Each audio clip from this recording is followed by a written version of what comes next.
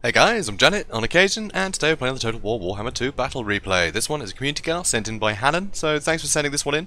And it should be a good one, because over here, this is the Gobbo King that he's fighting.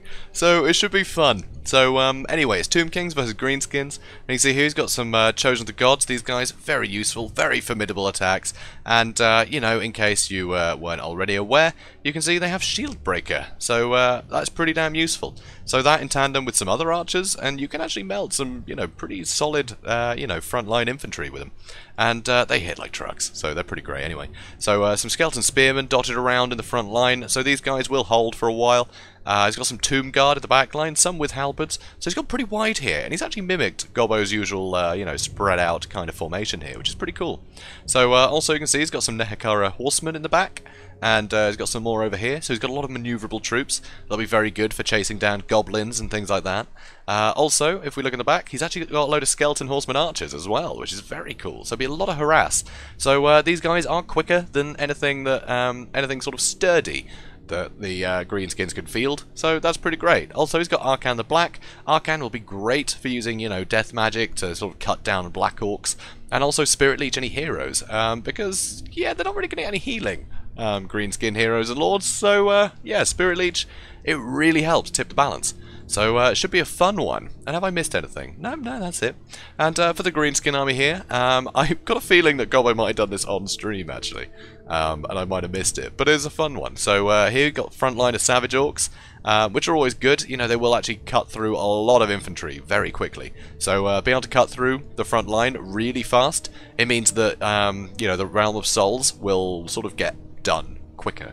Right, which means you can then start focusing on the big constructs. Though there aren't many big constructs in this army, which is what makes it kind of unique. So, you know, it's usually a good tactic. Just kill the infantry as quickly as possible, so there's no healing for the big monsters once you get stuck in the fight. So, you know, that definitely helps. Here you can see the Rusty Arrows, an absolute must in this engagement. You've got to have something that can get rid of that armor. Also, got some Goblin Archers, so the usual firing squad. He's also got some big uns in the back. The big uns are going to be pretty good against the infantry, but also they're anti-large, so they'll do well at, you know, taking some, getting some good damage in there, especially if their armor's been sundered. The Savage Orcs, sorry, the big uns will do really well.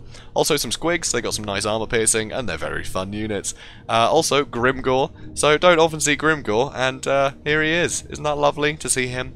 So, yeah, and also on the side you can see he's got some Savage Orc Boarboy Biggins and some more Savage Orc Boarboy Biggins, and over on, here already, you can see some more Savage Orc Boarboy Biggins, and an Orc Shaman as well. So, pretty cool. Oh, actually, no, these are just, some are Biggins, some are just Orc Boys.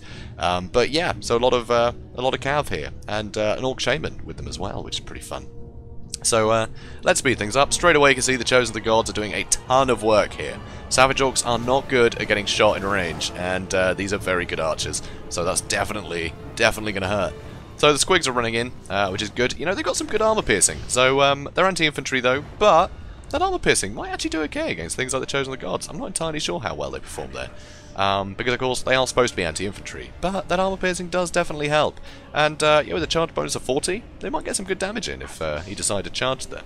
So anyway, here you can see a lot of skirting cavalry here. They're going to be able to keep chasing these Savage Orcs around. These guys cannot be caught, which is very scary. So here's some cavalry run in to deal with the Savage Orcs. But you can see in the front line, the Squigs manage to get to the Skeleton Warriors, and the Skeleton Warriors basically get deleted, which is a bit mad. So cavalry on this side coming in, so the Savage Orcs should do well here against the Horsemen. But, what is that? Oh, Fists of Gork, interesting. So they've got some more buffs as well, because they're not the big uns, so they don't have the anti-large. But that will definitely put them in very good stead. If we have a look at their stats, 58 and 41. So huge combat stats there. So as you can see, Grimgore's running in nicely. The Savage Orc Boarboy Biggins unfortunately get hit with the Fate of Buna, and that's going to cost him, because he really wants them to take out the Chosen of the Gods here. So over on this side you can see, amazingly, the Savage Orcs and the, you know, the Savage Orc Boarboy Biggins, they're all doing quite well here, you know. There's been a lot of archer fire, but they're holding out pretty well. So, pretty good. They managed to catch out, you know, these horsemen, and now the big uns are going to run in, and they should do very well against the spearmen, and it looks like they've caught some of the archers too, and these guys are going to retreat. So here, a lot of concentrated fire with the Rusty Arrows and the other archers. Unfortunately, the Fate of Buna seem to have wrecked these guys, but the Squigs are still in here doing a lot of damage to the Chosen of the Gods, and a lot of help here from the archers, so that's good news.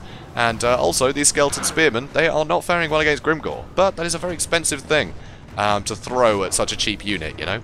So you can see the Shamans got out of there, the Savage Orc Boar Boys have got out of there because they were just left fighting Skeleton Spearmen. But they got rid of the Horsemen. In fact, no, one of them did escape slightly, but they definitely did well there. So more Horsemen are running into the back, and they're going to be chasing away any fleeing units. Because as you can see, the Chosen of the Gods, they're still going, and now he's just charging the enemy cavalry with them. So that's very scary indeed. He does have more Savage Orc Boar Boy Biggins coming in here, but with the backup of Halberds, the Chosen of the Gods are pretty safe in here. They are pretty damn safe, so that's very scary. Over on the side here, the Savage Orcs start to suffer. The Biggins are running back in to try and seal the deal over here. And now some more Ushabti have been summoned. And with the Ushabti and all the cavalry, these archers are not going to be able to escape this. So very scary indeed. So a lot of, you know, a lot of death magic and terror and mobile units that can stop the units coming back. Because that's the thing with, you know, with the Greenskins. You want to be able to have your units come back, because they will run away at the drop of the hat, but they tend to come back quite healthy again. But with all this light cav just harassing the back, it's absolutely brilliant. Really good way to deal with Greenskins. It's very formidable.